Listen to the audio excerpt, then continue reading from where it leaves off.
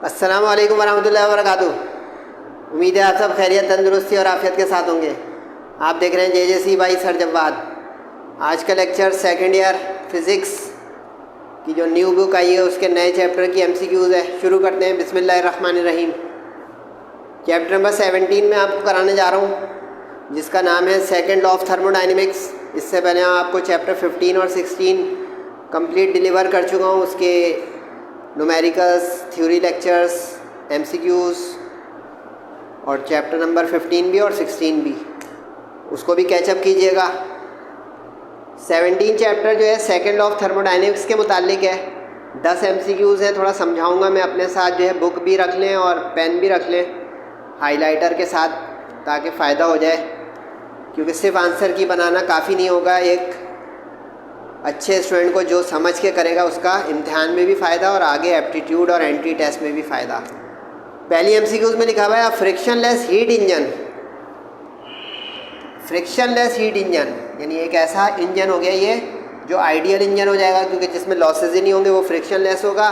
और कह रहे हैं कि ये 100% एफिशिएंट हो जाए। 100% एफिशिएंट एग्जॉस्ट टेम्परेचर अगर उसका कैसा हो। एग्जॉस्ट टेम्परेचर का मतलब है जहाँ से वो रिलीज़ करता है, यानी उसका सिंक कह लें या कोल्ड बॉडी कह लें, वो किस टेम्परेचर पर हो 100% के लिए। तो इसके लिए एक आसान सा तरीका बता रहा हूँ। इसका आप एफिशिएंसी का फॉर्मूला निकालें तो efficiency of heat engine is given by in terms of temperature as this, यानी percent efficiency is equal to 1 - T2 और T1 × 100।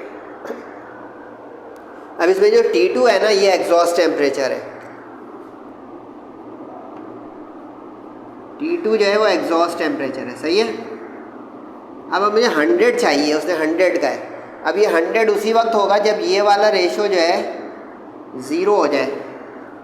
समझ में आई मैथ्स? यानी 1 - 0 इज़ 1, तो 1 × 100 इज़ 100। सही कहा। 1 - 0 × 100, तो 1 × 100 तो 100%। जवाब मिल गया आप लोगों को। ये उसी वक्त मुमकिन है 0 आना जब ये जो है 0 पर हो, यानी कि इसका एग्जॉस्ट टेम्परेचर 0 पर हो। तो इसका जवाब आया 0 केल्विन, यानी C ऑप्शन।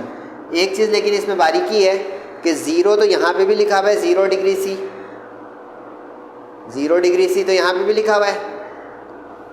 तो आपको ये ध्यान रखना है कि जो हमारे हीट इंजन सिलेबस में है वो स्टीम इंजन या गैस इंजन है।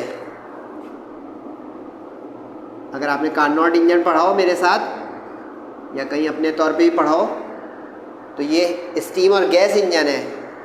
इसकी स्टडी केल्विन में होती है, तो इसलिए इसमें केल्विन वाला 0 आप लेंगे। समझ में आई बारीकी?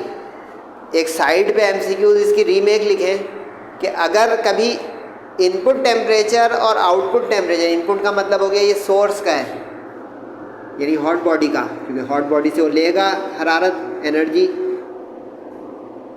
ये T1 हो गया एग्जॉस्ट टेम्परेचर, T2 हो गया। अब वो कह रहा है कि अगर इक्वल हो जाए इनपुट आउटपुट। अब इनपुट आउटपुट अगर इक्वल हो जाए तो ये तो 1 हो जाएगा, same upon same, same upon same 1 हो गया, यानी 1 - 1 × 100, ये तो 0% हो गया। तो ये वाला ऑप्शन B जो है उस वक्त आएगा अगर वो कहते हैं कि 0% एफिशिएंट इंजन है, बताएं कब मुमकिन है।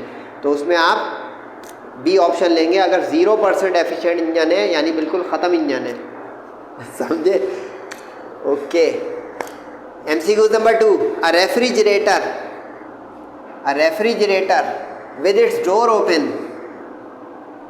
कह रहे कि एक रेफ्रिजरेटर, फ्रिज जिसको हम लोग कहते हैं आम जिंदगी में, अगर उसका दरवाज़ा खोल दिया जाए कमरे के अंदर या जहाँ पे रखा है उस जगह पर, तो क्या होगा? छोटे बच्चे तो ये कहेंगे कि ठंडा हो जाएगा। गर्मी वर्मी हो तो फ्रिज के करीब जाके दरवाज़ा खोल देते हैं कि ठंडक आ रही है, तो एक लम्हे के लिए तो ठंडक रहेगी, उसके बाद जो है ख़त्म। रीज़न क्या है इसकी? यानी कि टेम्परेचर राइज तो होगा। काफ़ी सारे इसमें सोचेंगे फॉल, नो, AC नहीं है, ये रेफ्रिजरेटर है। अब अगर आपको पता हो रेफ्रिजरेटर का जो कंप्रेसर और उसके जो कॉइल्स हैं वो उसी के पीछे या नीचे लगे हुए होते हैं, जिसको फिन्स कहते हैं, वो जालियाँ जो होती हैं, और वो वहीं से ही अपनी गर्मी को निकालते हुए अंदर यानी रेफ्रिजरेटर के इनर साइड को कूल करता है। समझे यहाँ तक? तो होगा क्या कि अगर आप डोर ऑफ रेफ्रिजरेटर ओपन कर दोगे तो हीट जो है, जो कंप्रेसर और उसके फिन्स से निकल रही है जालियों से, वो कमरे में सर्कुलेट होकर रीसाइकिल होकर उसी रेफ्रिजरेटर के खुले हुए दरवाजे के अंदर जाएगी और फिर बाहर निकलेगी, जाएगी और बाहर निकलेगी। नतीजा ये होगा कि अल्टीमेटली आपका जो रेफ्रिजरेटर के बाहर का माहौल होगा यानी सराउंडिंग्स यानी रूम, उसमें टेम्परेचर राइज होना यानी गर्मी का एहसास, गर्म होना शुरू हो जाएगा। इसको आप यूँ एक तरह समझ लें कि आपके पास जो स्प्लिट या एसी किसी के पास है, किसी के घर में या कहीं लगा हुआ है, उसका आउटर आप कमरे के अंदर रख दें तो बताएं गर्मी हो गई। तो ये वही मंजर हो गया कि रीसाइकिल होकर हीट उसी में टेम्परेचर को राइज कर जाएगी, कभी भी कम नहीं होगी। इसलिए देखिए रेफ्रिजरेटर का दरवाज़ा बंद रहता है तो वो at the cost of heat and electrical energy cooling करता है अंदर के चीज़ों को, ईटेबल्स को। पॉइंट समझे? यानी इसको यूँ समझने कि ये रेफ्रिजरेटर एक हीट पंप है जो रिवर्स हीट इंजन का काम करता है। Heat engine hot to cold जो है वो ट्रांसफ़र करता है, ये कोल्ड टू हॉट करता है। अब कोल्ड टू हॉट कर रहा है और आपने दरवाज़ा खोल दिया है तो हॉट टू हॉट होते होते अल्टीमेटली टेम्परेचर बहुत राइज हो जाएगा, कमरे का गर्म हो जाएगा। और दूसरी चीज़, उसका कंप्रेसर और थर्मोस्टेट ब्रेक पर ही नहीं आएगा, ख़र्चा भी बढ़ जाएगा मुसलसल जो है, यानी वो जो कहते हैं ना उसका थर्मोस्टेट जो है कट ऑफ नहीं होगा, चलता ही रहेगा। बिजली का बिल भी बढ़ना शुरू हो गया। दूसरा, उसकी जो फंक्शनिंग है वो भी डिस्टर्ब हो जाएगी, यानी उसकी कूलिंग कंप्रेसर की लाइफ कम हो जाएगी। तो ये थ्योरी तो है, ज़िंदगी का भी है कि करने की कोशिश मत कीजिएगा कि दरवाज़ा खोलने के कमरा ठंडा हो जाएगा। अगर ये करना है तो स्प्लिट या एसी या रूम कूलर लगाएं। विच device is not use in diesel engine? Diesel engine जो होता है ये एक अच्छा एफिशिएंट इंजन है आफ्टर कार्नोट इंजन। इसमें स्पार्क प्लग नहीं होता, स्पार्क प्लग नहीं होता। वजह बता दूं क्यों नहीं होता, जैसे याद कर लिया, ये सब याद करते जा रहे हैं, एमसीक्यू समझने की है थोड़ी। स्पार्क प्लग इसलिए इसमें इस्तेमाल नहीं होता कि जो डीजल इंजन होता है उसके अंदर एयर जो है ना कंप्रेस होकर बड़े हाई टेम्परेचर पर आती है। This compression of air leads to the temperature rise. इसका नतीजा ये होता है कि जो फ्यूल होता है यानी डीजल, इसका और एयर का जब कांटेक्ट आता है वाल्व के अंदर, इग्निशन चैम्बर के अंदर, तो वहाँ पे वो ब्लास्ट और वहाँ पे वो इग्निशन पकड़कर क्रैंकशाफ्ट को मूव करके इंजन को स्टार्ट या ऑन करता है। तो इसमें स्पार्क प्लग की ज़रूरत ही नहीं है। स्पार्क प्लग यूज़ होगा आपका या तो एलपीजी सीएनजी वाले उसके अंदर, या यूज़ होगा पेट्रोल वाले के अंदर। उसके अंदर क्योंकि वो स्पार्क पेट्रोल के या उस फ्यूल के कांटेक्ट में आने के ऊपर इग्नाइट होगा, स्पार्क प्लग करेगा उसको, इसलिए वहाँ पे ज़रूरत है। डीजल इंजन इसीलिए एफिशिएंट होता है कि इसमें स्पार्क प्लग ही नहीं होता। बाकी सारी चीज़ें होंगी, इंजेक्टर होगा वरना फ्यूल कहाँ से आएगा, पिस्टन भी होगा वरना रिसाइकिल यानी रिवर्सेबल कैसे वर्किंग करेगा, और आउटर वाल्व होगा, आउटलेट वाल्व होगा, जिसकी बुनियाद पर कंप्रेशन और एक्सपेंशन होकर एग्जॉस्ट भी होती रहेगी हीट और इनपुट भी आता रहेगा फ्यूल का। कुछ समझ में आ रही है? Very good. फोर्थ एमसीक्यूज, इसमें से कौन सा प्रोसेस इर्रिवर्सिबल है? इर्रिवर्सिबल, इर्रिवर्सिबल का मतलब which can not be revert back, यानी जो अपने इनिशियल को वापस ना जा सके। रिवर्सेबल जो लौट जाए और इर्रिवर्सिबल जो ना लौट सके, यानी one way. Slow compression of elastic spring, जिन्होंने फिजिक्स पढ़ी हुई है पिछले साल की, ऑसिलेशन, स्प्रिंग जो है वो अगर इलास्टिक है तो भाई उसको तो स्ट्रेच करें, कंप्रेस करें, वापस अपनी जगह पे आ जाएगी, इसका अंदर reversible. Slow evaporation of a substance in an isolated vessel, slow evaporation, तो एवापोरेशन कंडेंसेशन वो बैलेंस करेगा, तो रिवर्सेबल हो गया ये भी। उसके बाद slow compression of a gas, gas को कंप्रेस करे वो दोबारा एक्सपेंड हो गया, रिवर्सेबल, यानी पिस्टन नीचे गया ऊपर आ गया, सही है। केमिकल एक्सप्लोजन वापस नहीं आ सकता, धमाका हो गया, हीट इवॉल्व हो गई, पीसेस बिखर गए, वापस अब नहीं आ सकते, रिवाइंड नहीं हो सकता। Chemical explosion is an irreversible among these 4। लेकिन अगर ये वाला ऑप्शन हटा देता और तीनों रखता और नीचे होता ऑल ऑफ दीज, तो ऑल ऑफ दीज लेते, वो साइड पे लिख लें। उसके बाद वो कह रहा है कि according to second law of thermodynamics, कि सेकेंड लॉ ऑफ थर्मोडाइनमिक्स के मुताबिक 100% ऑफ हीट और मैकेनिकल एनर्जी क्या हो सकती है? इम्पॉसिबिलिटी है भाई ये तो। मैकेनिकल एनर्जी में 100% हीट एनर्जी कन्वर्ट हो ही नहीं सकती।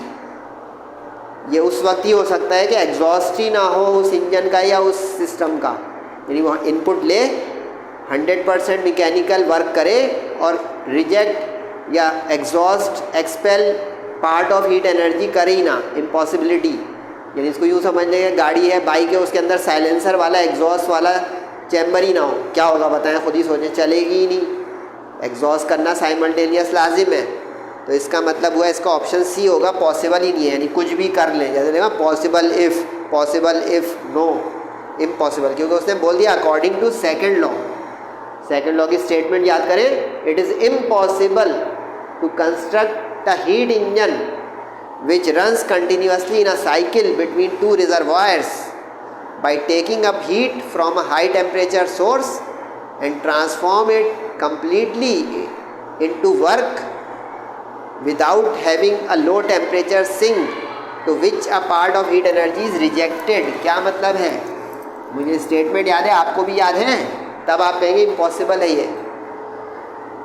सही है जनाब। छठा MCQs, ये तो फॉर्मूला याद जिसको है, फटाफट ऑप्शन बताएं। Change in entropy, change in entropy means disorder या अनअवेलेबिलिटी ऑफ एनर्जी, इसके फॉर्मूला पूछ रहा है।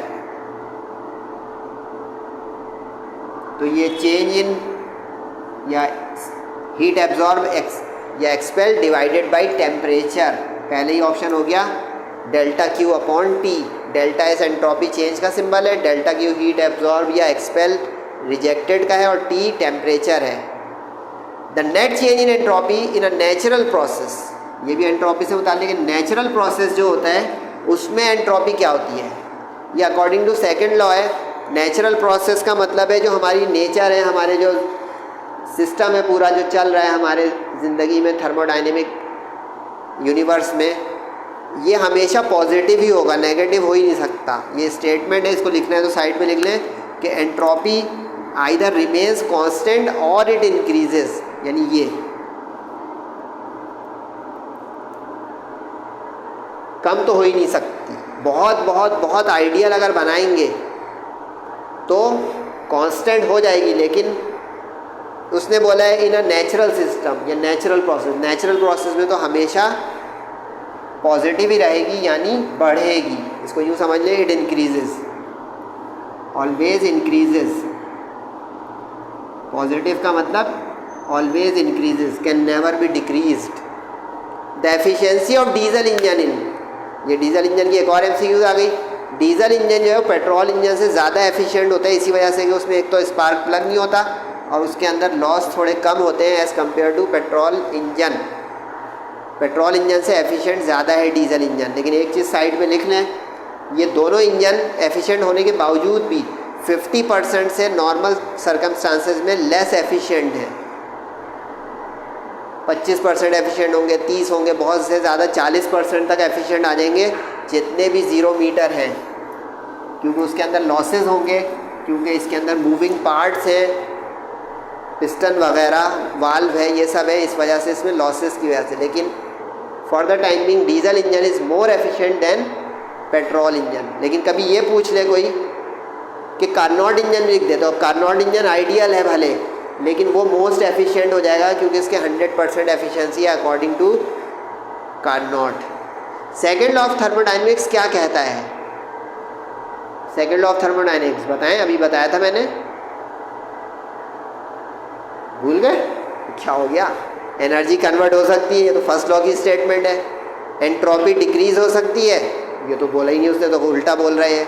Heat flows from cold to hot, ये तो क्लॉसियस स्टेटमेंट है कि कोल्ड से हॉट जाएगी, तो वर्क डन नॉर्मल सर्कमस्टांस में थोड़ी जा सकती है हीट कोल्ड से हॉट की तरफ। इंक्रीजेज ओवर टाइम एंट्रोपी, अभी थोड़ी देर पहले बताया था, याद रहा, ये वो वाला केस बन गया दोबारा से कि एंट्रोपी किसी भी नेचुरल प्रोसेस में इंक्रीज होती है। इसी की सेकंड लॉ की थर्मोडायनेमिक्स की statement in terms of entropy in the light of second law of thermodynamics, the concept of entropy. इसमें से कौन सा प्रोसेस है, लास्ट एमसीक्यू है, उस पर जाने से पहले भाई डियर स्टूडेंट्स, जेजेसी का व्हाट्सएप ग्रुप ज्वाइन करने का बहुत अच्छा मौका है। आखिरी दिन है इस बात के, क्योंकि एनरोलमेंट ख़त्म होने वाली है और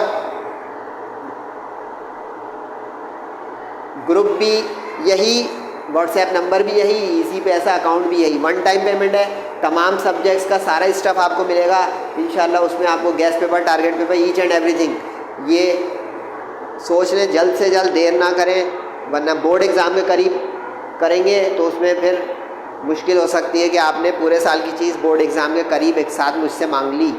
अभी ग्रेजुअली मिलती रहेगी, आपकी स्टडी भी अच्छी हो जाएंगी और सबसे बेनिफिशियल ए और A1 ग्रेड सारे स्टूडेंट्स की आने की गारंटी बन जाएगी इंशाल्लाह। आप इस पर काम कर लें जल्दी से।